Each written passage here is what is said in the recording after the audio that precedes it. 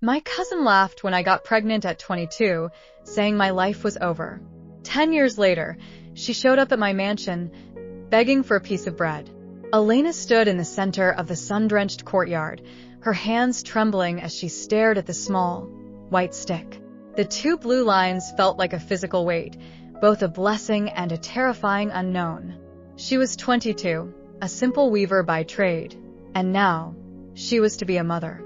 The morning air was crisp, carrying the scent of blooming jasmine, but Elena felt a chill of nerves. When she finally gathered the courage to share the news with her family, her cousin Clara didn't offer a hug or a word of comfort. Instead, Clara let out a sharp, jagged laugh that cut through the celebratory air like a rusty blade. Pregnant, Clara sneered, her eyes scanning Elena's simple wool dress with pure disdain. "You've ruined your life before it even started, Elena. While I am out seeing the world and building a legacy in the capital, you'll be tethered to a crying infant and a life of grinding poverty. You were always small-minded, but this is a new low even for you." Elena felt the sting of the words, but she placed a hand over her stomach, feeling a sudden, fierce protectiveness. The battle lines were drawn in that moment of silence. The following Sunday, the village square was bustling with the weekly market. Clara made sure to stand near the marble fountain where the most people gathered to gossip. As Elena walked by, carrying a heavy basket of raw wool to be cleaned, Clara pointed a perfectly manicured finger. "Look at the little mother-to-be," she called out, her voice dripping with artificial pity. "Better get used to that heavy lifting, Elena. You won't have time for dreams or beauty once that brat arrives. You'll be lucky if you have enough bread to feed yourself, let alone a mouth that does nothing but scream." The crowd shifted uncomfortably, some looking away, but Clara's laughter was infectious to those who thrived on the misfortune of others. Elena kept her head down, the heat of shame rising to her cheeks, but she whispered a silent vow to her unborn child. They would never feel the sting of this cruelty. She realized then that Clara's heart was as hollow as the fountain's stone basin. While Clara sought to elevate herself by stepping on others, Elena would find her strength in the quiet resilience of her own spirit and the life she carried. True to her word, Clara packed her ornate trunks a month later. She had secured a position as a socialite's personal assistant in the glittering capital city, a job she claimed was the first step toward royalty. On the day she left, she insisted on stopping her carriage directly in front of Elena's modest, thatched-roof cottage. Elena was tending to her small vegetable garden, her bump now a gentle, unmistakable curve beneath her apron. Clara leaned out of the carriage window, adjusted her silk hat with a smirk, and looked down at the dirt under Elena's fingernails. "Enjoy the mud and the diapers, cousin. I'm going where the gold is and where people actually matter. Don't bother sending letters. I'll be far too busy attending galas and being important to remember this dusty little corner of the world or your tragic choices." The driver cracked the whip, and the carriage kicked up a thick cloud of dust that coated Elena's plants. Elena watched the carriage disappear over the hill, feeling a strange sense of relief. The poison was leaving the village, and though her path would be difficult, it would finally be hers to walk in peace. Winter arrived with a ferocity the village hadn't seen in decades. The frost killed the late crops, and the loom sat idle as the village struggled to stay warm against the biting winds. Elena, now heavily pregnant, found herself working twice as hard as any man in the valley. She spent her nights knitting thick, double-layered blankets by the dim light of a single tallow candle. She traded these blankets for firewood, salted meat, and sacks of flour.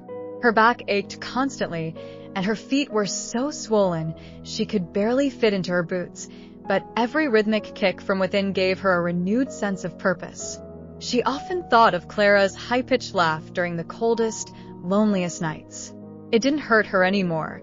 Instead, it served as a steady fuel for her ambition. She wasn't just surviving for herself.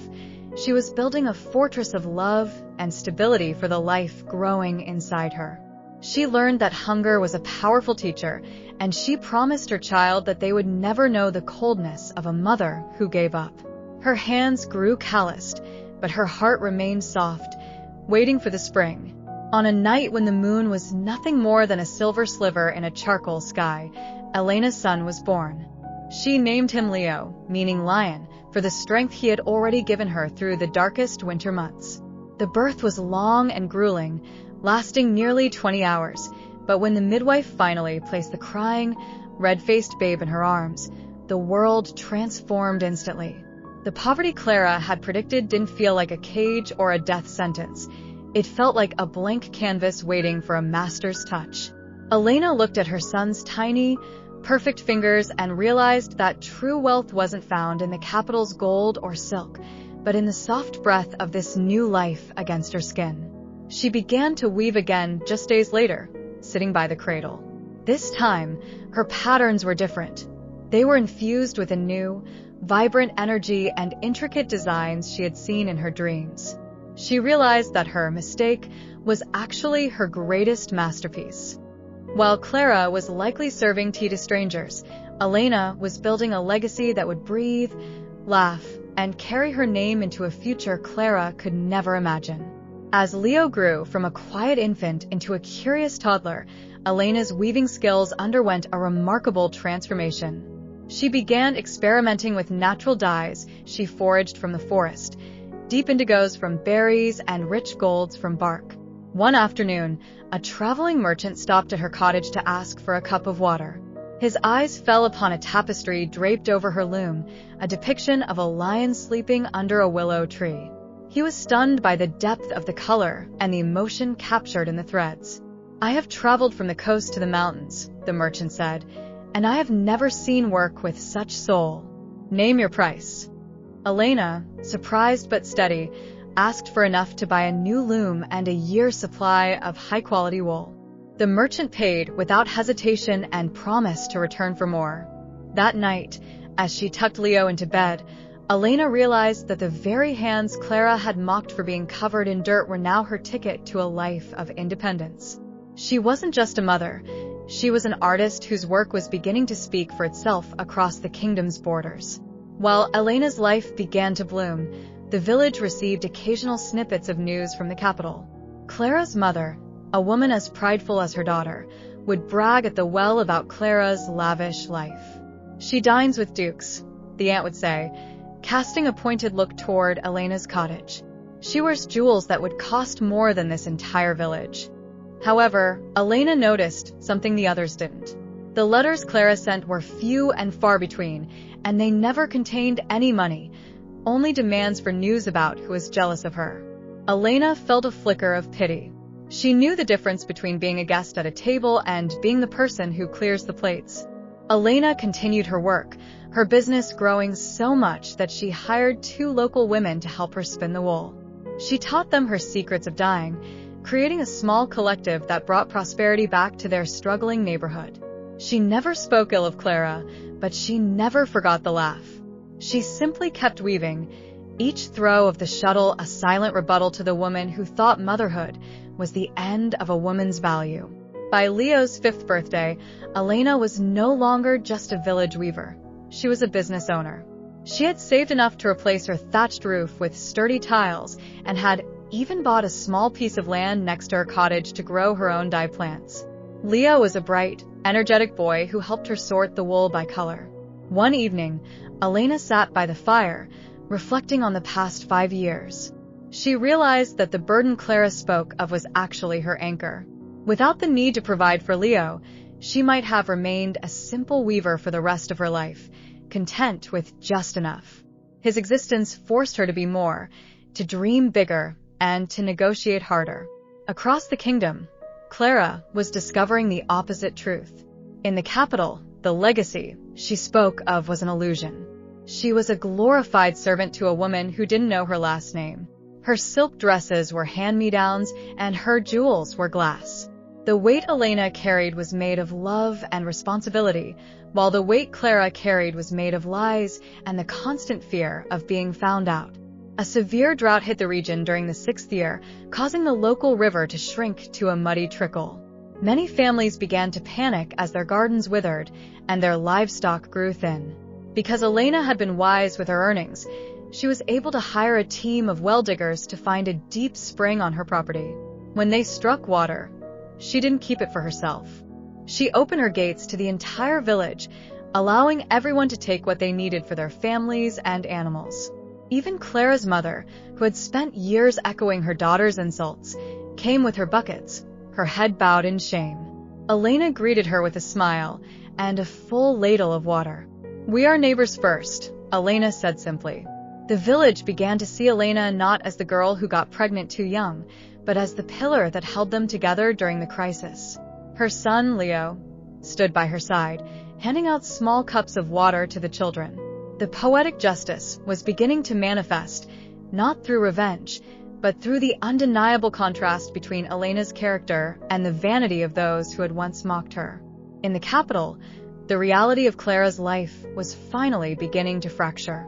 The socialite she worked for was a fickle woman who enjoyed humiliating her subordinates. One night, during a grand masquerade ball, Clara made a small mistake. She spilled a drop of wine on her mistress's train. Instead of a private reprimand, the woman turned around and laughed at Clara in front of the entire ballroom. "You think you're one of us?" the socialite sneered.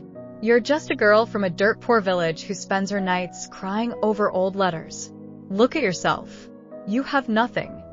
The very laughter Clara had used against Elena was now turned on her, but with 10 times the venom. Clara fled the ballroom, her face burning with the same shame she had once inflicted on her cousin.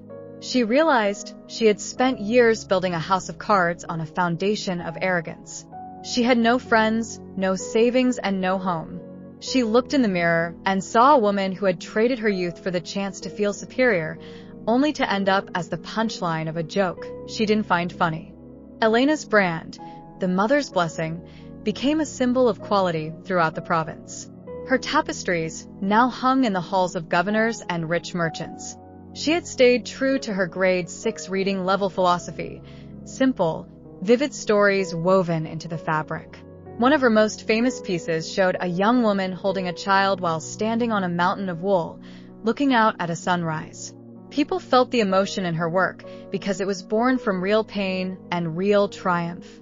She was now able to send Leo to a private tutor, ensuring he would have the education she never had. The village priest once asked her if she hated Clara for what she had said. Elena looked at her thriving workshop, her happy son, and the women she employed. "Hate takes energy that I need for my work," she replied. "Clara gave me a gift.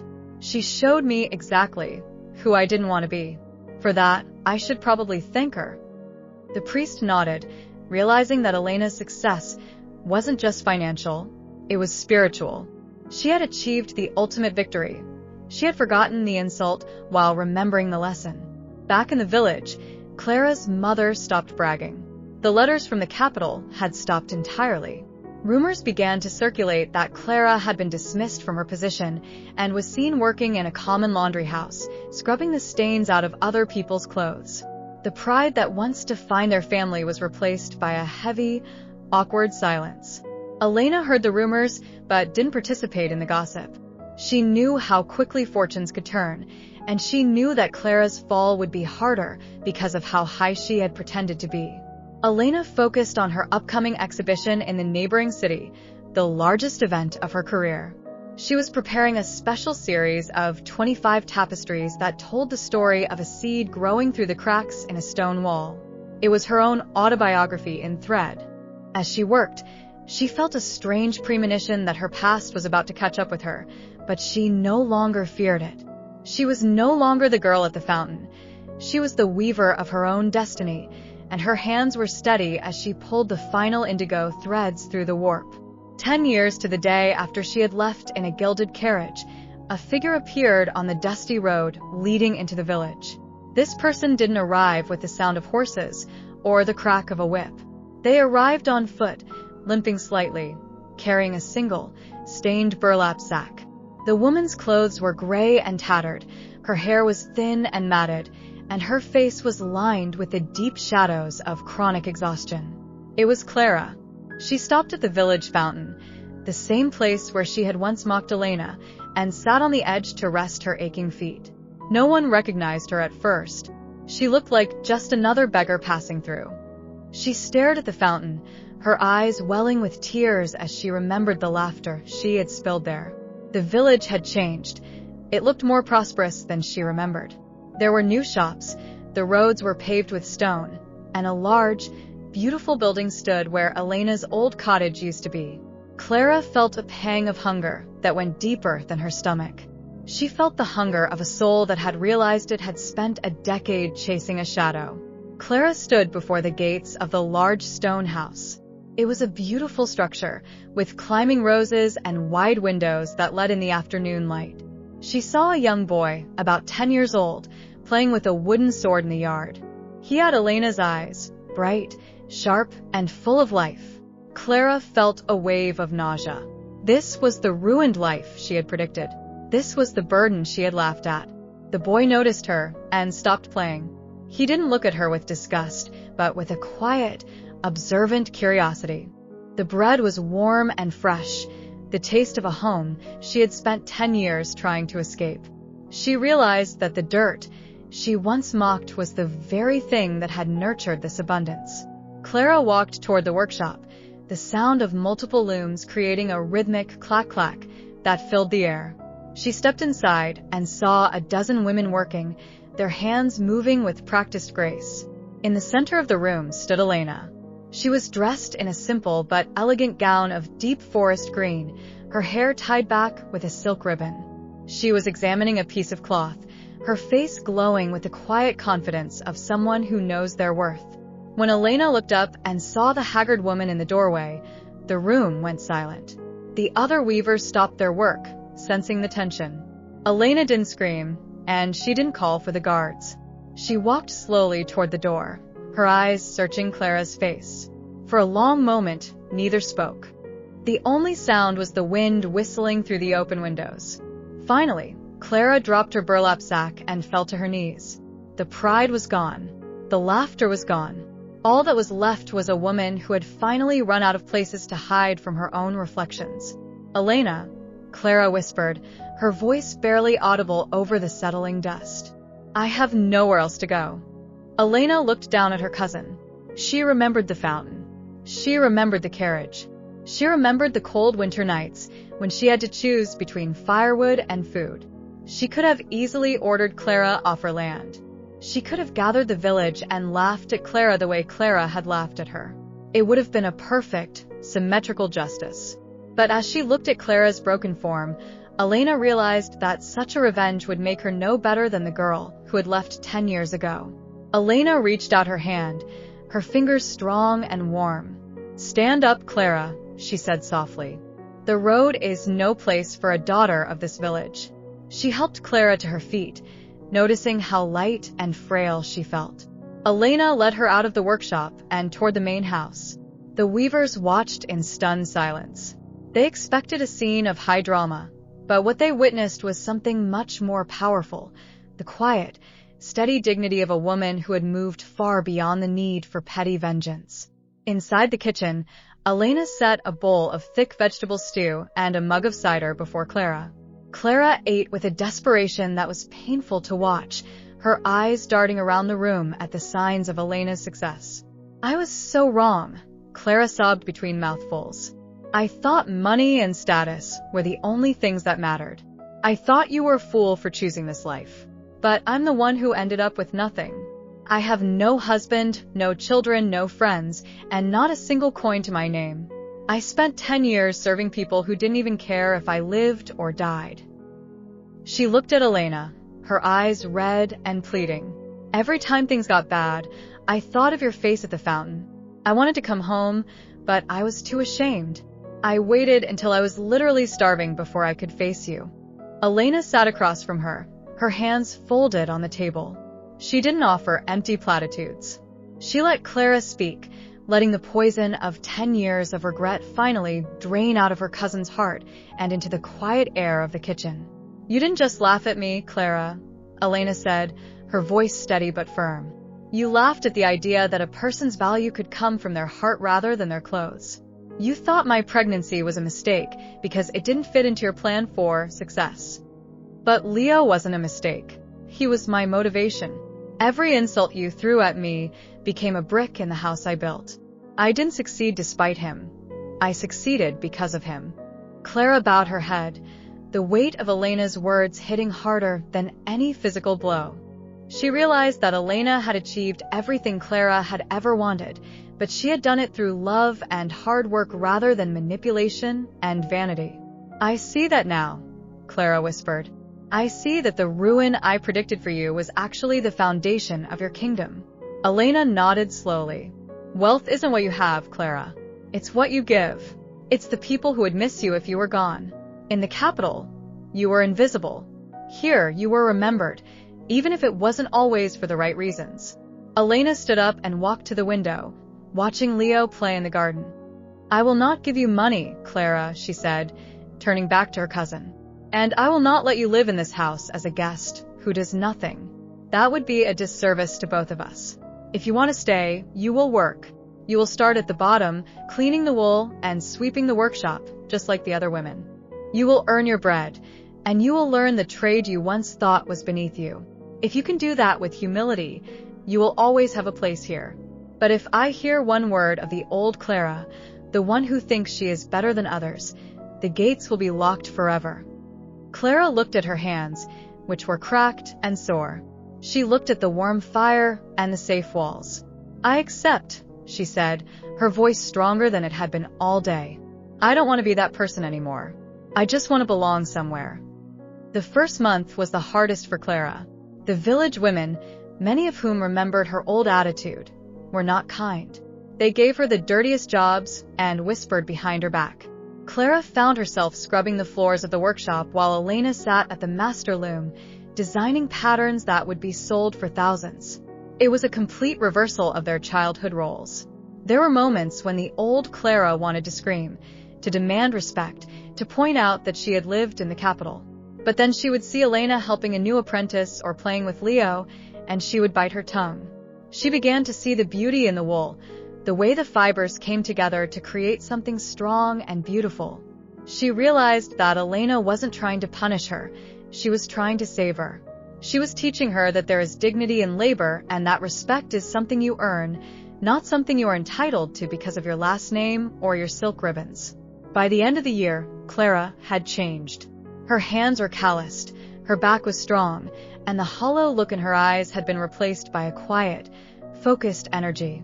She had become one of the best wool cleaners in the workshop, and Elena had even begun to teach her the basics of the loom. One afternoon, a merchant from the capital arrived at the house.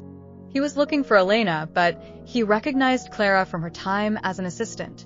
"Clara," he asked, his voice full of surprise. "Is that you? I heard you had vanished into the gutter after the scandal." Clara didn't blush, and she didn't hide.